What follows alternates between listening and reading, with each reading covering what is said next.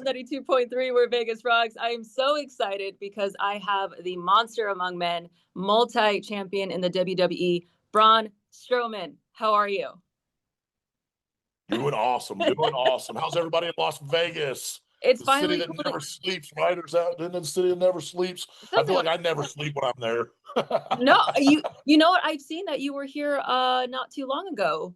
You were This having, past weekend, yeah. I was yeah, out with for doing promotion for everything on the menu at the NASCAR race, and then I was supposed to leave, but I ended up staying an extra day and went had a nice dinner at Nobu. Went and saw the Absence show. Oh my God, mind blown! I will forever go see that when I come to Las Vegas. And then for some odd reason, my 42-year-old butt was up till 4 in the morning watching Steve Aoki. So Las Vegas, baby. Well, we are here to talk about your new show, Everything on the Menu. It's premiering on the USA Network this Friday. Back-to-back episodes, 10 p.m. Pacific. Like, how excited are you that it's finally coming? That's finally happening because I follow you on Instagram and you've been posting things I think since like April, May, maybe even earlier than that. Like, how does it feel to like finally have it? It's out. It's premiering.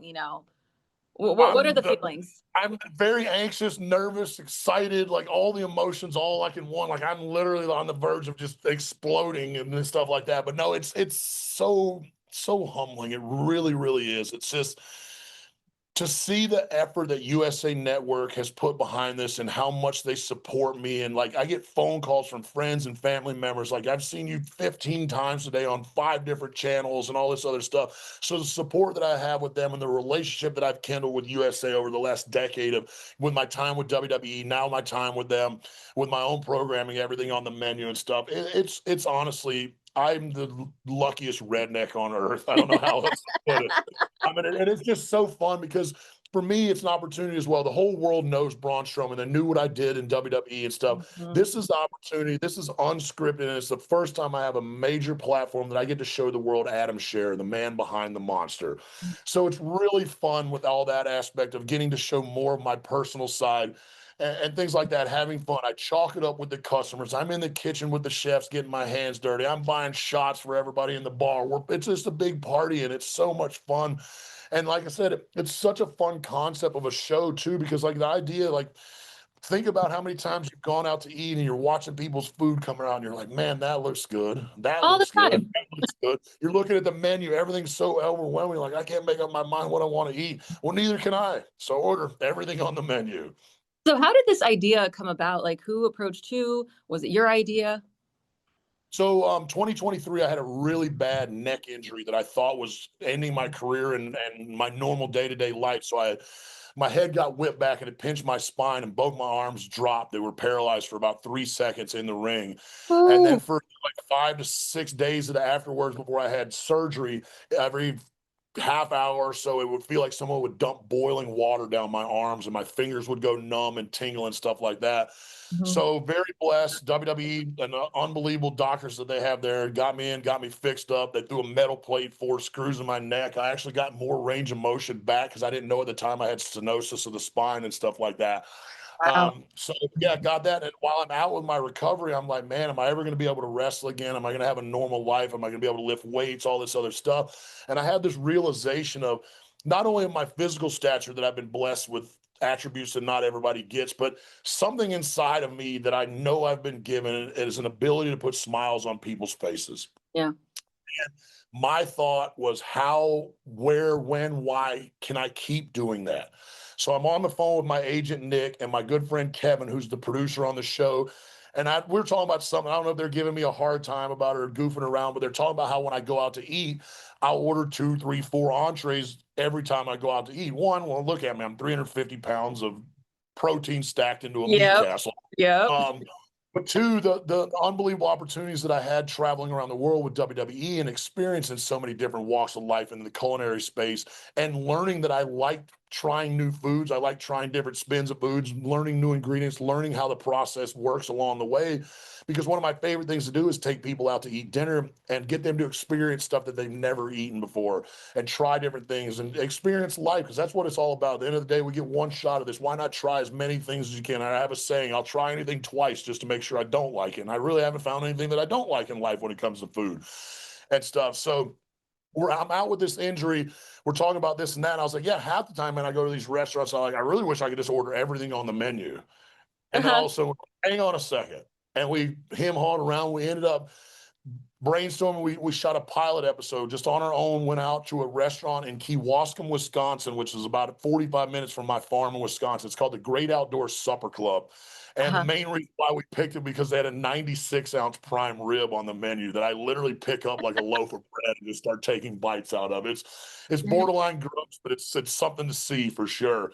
Yeah. And then we started getting it out and seeing if anybody be interested in partnering, buying it and whatnot. And I've had such a great relationship with USA Network for my time with WWE and, drawn unbelievable ratings for their programming and stuff like that. And just, for some odd reason, when they put this on TV, people stop their channel and look at it. So they thought, well, let's take a shot at this. And they gave me a platform and an opportunity. We hit 8 different cities for season 1 from Washington, D.C., Orlando, Tampa, New Orleans, Las Vegas, Fort Worth, Chicago, and Milwaukee, and did everything from mom and pop soul food, Southern kitchen to 3-star Michelin restaurants, everywhere in between. And then so I do 2 restaurants every episode. The first restaurant is known for like a signature dish. All these restaurants open 30, 40, 50, 60 years. So we did Mhm. Michael's May Room in Las Vegas and South Point for the traditional Las Vegas steak dinner. That Yeah. symbol of having a good day at the tables. You're celebrating something. You're dressing up nice. You're in your sport coat. Your missus is wearing something nice. You got all your jewelry on. You're dolled up. That experience, that old school nostalgia of what made Las Vegas, Las Vegas. And then the second restaurant is an up and coming or a hot spot or a talked about restaurant. We tried to vet out a lot of these restaurants and find places that hadn't been featured on shows and stuff so we could show some new love. We did Carson Kitchen in downtown Las Vegas. And for me, I found out about it, heard the backstory of like that's the place where like the chefs from the resorts go. That's where all the locals go and eat. And then going in there and experiencing, and it's all your normal comfort foods that you get. But Chef puts such an unbelievable spin and an outside take on all of it that makes the menu so much fun. And then, so that's what I said. The premise of that is not being able to figure out what you want and then ordering everything on the menu. And then some of these places that I went to, I was able to eat everything they had on their menu. And then other Yeah. places, not even close. So it's not that it's a food challenge show. It's more of like Yeah. the ultimate cheat meal show. Yeah. So in So one of the promos, you said that food talks to your soul. It brings people together. What have been some of your favorite stories from your adventures of doing this show?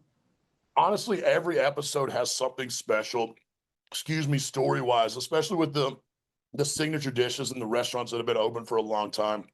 Getting in there, getting to meet the owners and the chefs and customers and servers and people that have been going there their whole lives or worked there their whole lives, hearing the backstory of what's kept them open, what went into the process of their signature dish, the community outreach they have, why there's lines out the doors.